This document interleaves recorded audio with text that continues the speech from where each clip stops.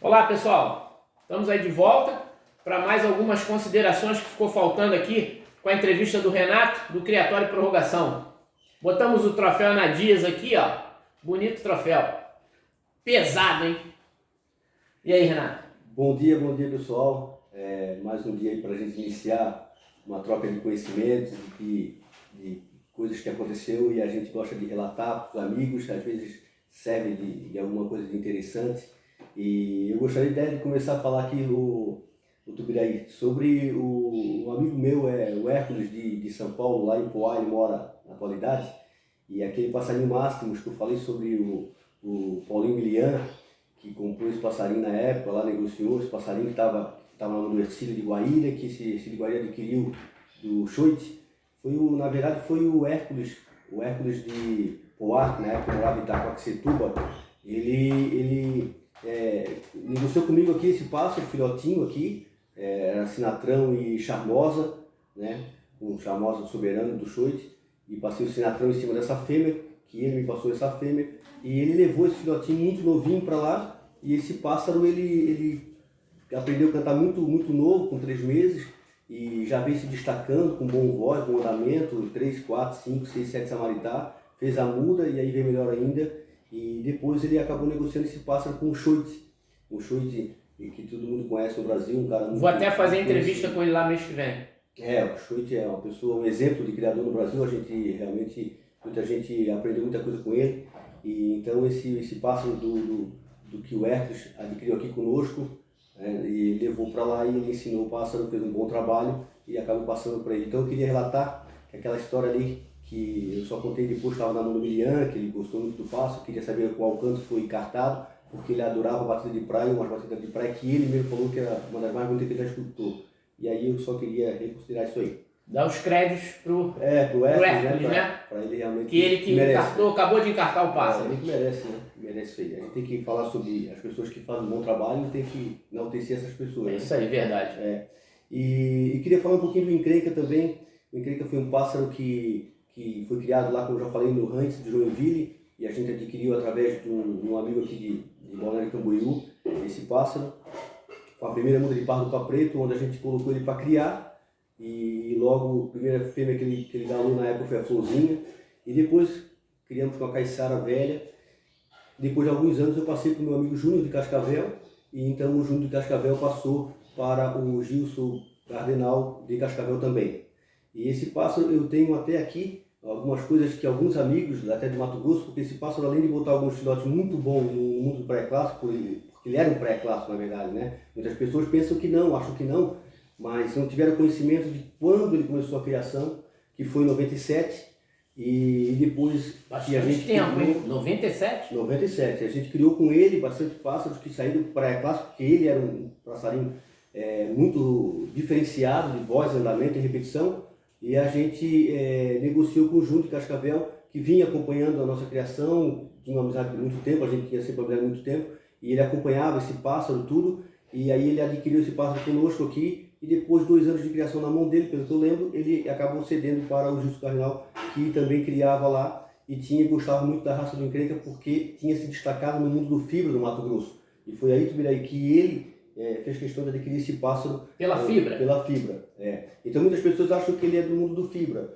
Só fibra, e não é. Passarinho, ele botava muito passarinho clássico. É só isso que eu queria deixar claro. Inclusive eu tenho aqui como mostrar para vocês que era um caderno que eu anotava a criação de 97. Então tá aqui, ó. Aqui é os dados dos anéis, ó. Chega próximo. Deixa eu mostrar aqui. Mostra ali. Os dados dos... Pode vir aqui, Renato, para você apontar aqui para o pessoal entender. Aqui era a minha associação, a CCC, que é a Associação de Criadores de Coelho de Camboriú, com o 19, que era personalizado na Associação de Camboriú. Aí os anéis, a FSB, que é a Federação Sul-Brasileira, e 97 era o ano. Então aí a primeira criação do encrenca, isso aconteceu, foi aqui, ó. Caiçara velha, que era, depois a gente começou a passar Caiçara velha, mas era Caiçara. E dia 16 de 12 de 97 nasceu a primeira ninhada dele, o pai era encrenca, e a Caiçara. O 079, depois acabou morrendo, e o 080. Depois veio outra ninhada, que era 081, 082, o pai encrenca. E depois tinha várias outras ninhadas, só para vocês ter uma noção. Tem prova de tudo, né? Não é prova, é legal porque é um histórico. Olha de quantos anos tem isso, né? Feita a caneta, bem interessante. Esse aqui era a Florzinha, que era filha da Caiçara Velha, com um curió chamado Joinville. Passeio em encrenca, na verdade foi a primeira que galou, só que na primeira ninhada não descascou, porque deixei uma luz acesa lá na época, e aí a fêmea acabou saindo do ninho. Mas depois já deu certo, galou novamente, aí descascou a ninhada. Essa eu vendi pro Doco. O Doco é o rapaz que muita gente conhece, que faleceu agora há pouco tempo.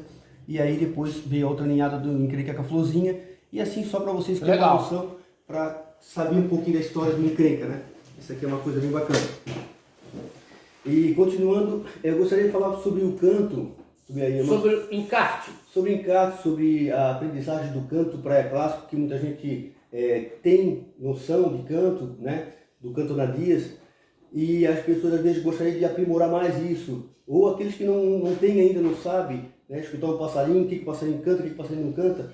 Então eu gostaria de dar uma dica aqui para essas pessoas em casa, adquirir esse conhecimento e saber entender o canto praia clássico. A sequência do canto. Então eu sempre, quando eu passo esse conhecimento para algumas pessoas, eu sempre procuro dizer o seguinte: existe 3 fases para a aprendizagem do canto praia clássico.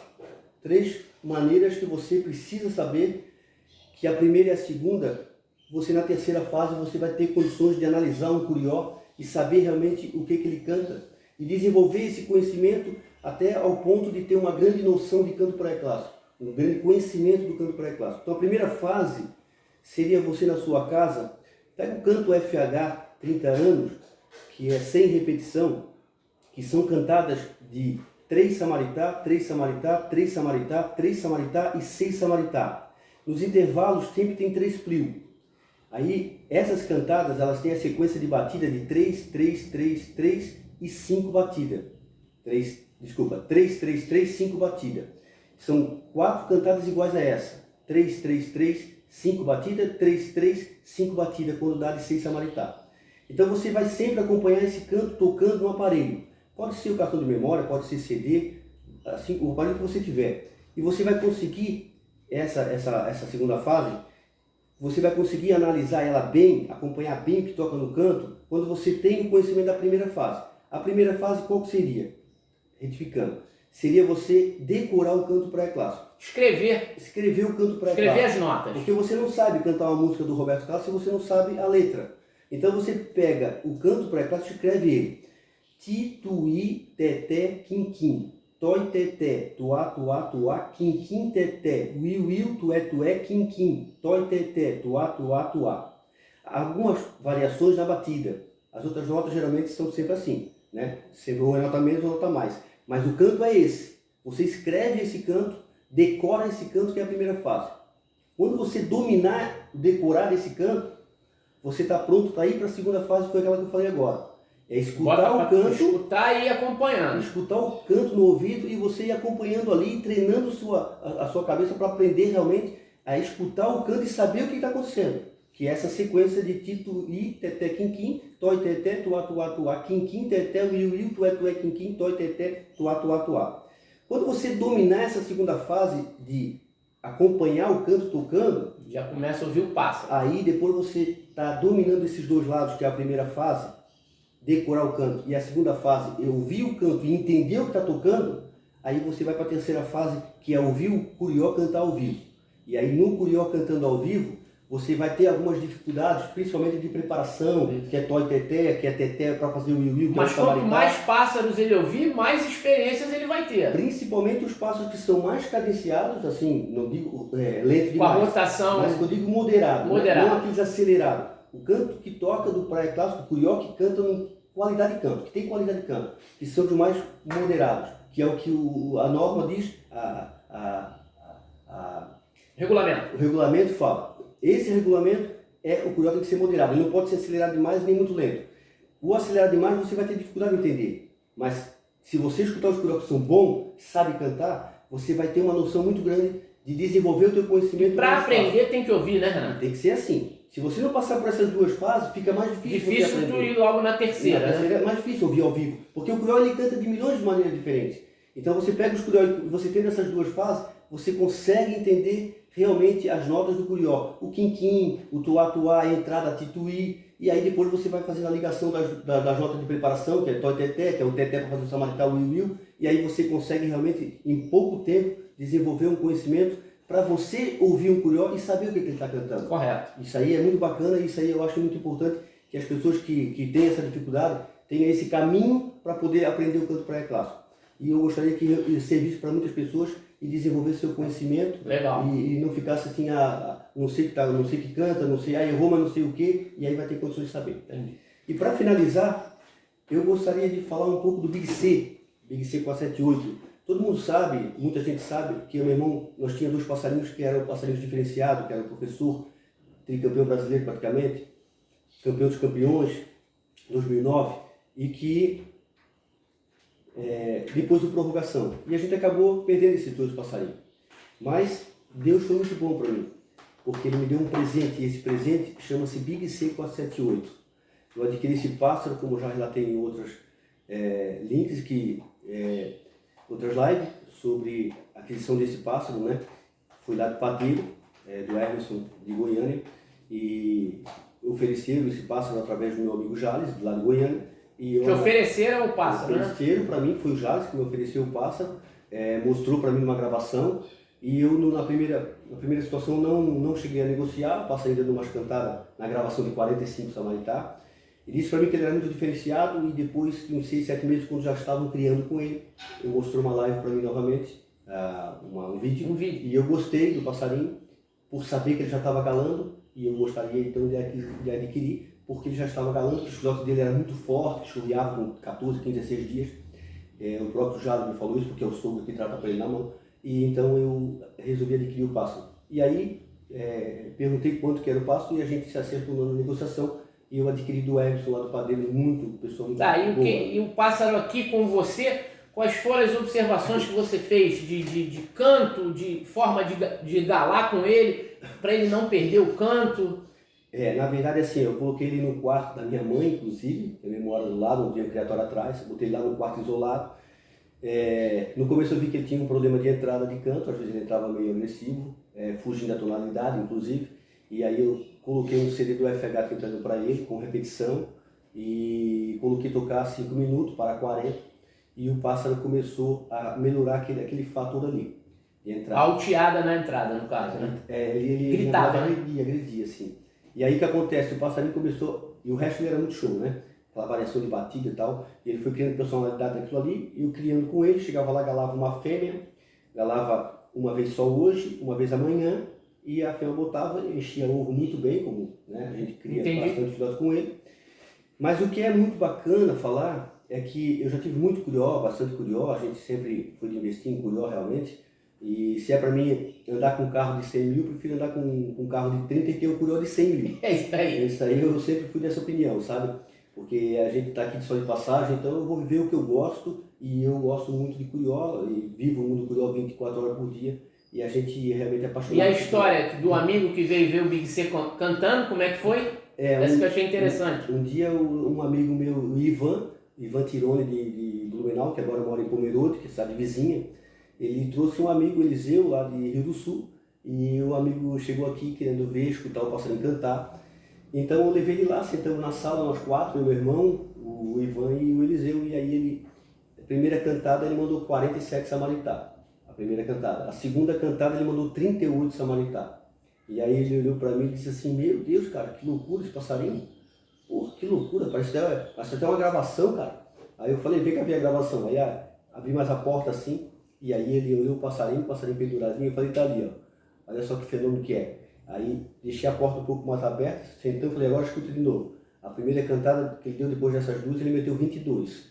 E aí o cara disse, nossa, que loucura, cara, nunca vi um passarinho cantar com esse andamento, com essa categoria. Qualidade de canto e perfeito, né? É perfeição, ele mesmo galando. Engole alguma nota em algum momento? Não. O passarinho ele é muito firme de nota, cara, uma variação maravilhosa de batida de praia, ele vem com 3, daqui a pouco ele mete um 6 batidas, daqui a pouco ele mete 3, daqui a pouco vem com 5, 3, daqui a pouco ele vem com 8 batidas de praia. Ele é maravilhoso, sabe? Passarinho incrível.